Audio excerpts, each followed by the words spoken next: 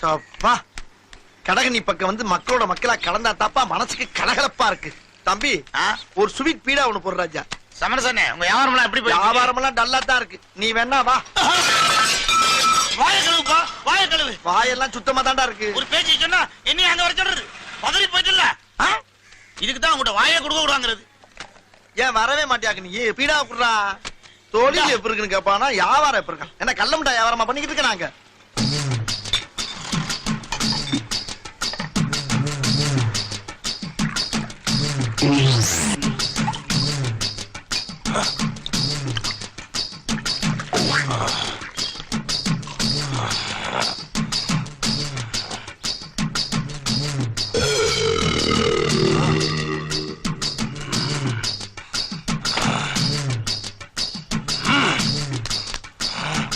யார் இந்த முட்டைய இப்படி பாக்குறா?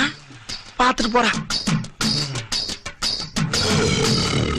அம்மா அப்பா ஏன் அடிக்கிறா?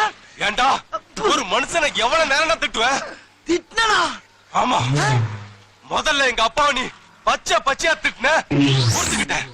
எங்க அம்மாவை கொச்ச கொச்சையா திட்டுன, பொறுத்துக்கிட்டேன். எங்க அக்கா தங்கச்சிங்கள அக்கா பிரிச்சு பிரிச்சு மேஞ்ச, அதையும் பொறுத்துக்கிட்டேன். ஆனா என் பொண்டாட்டிக்கும் இன்னொருத்தனுக்கும் லிங்கு லிங்கு லிங்கு லிங்குன்னு சொன்னியடா, அத நான் பொறுத்துக்க மாட்டேன்டா. இல்லையா?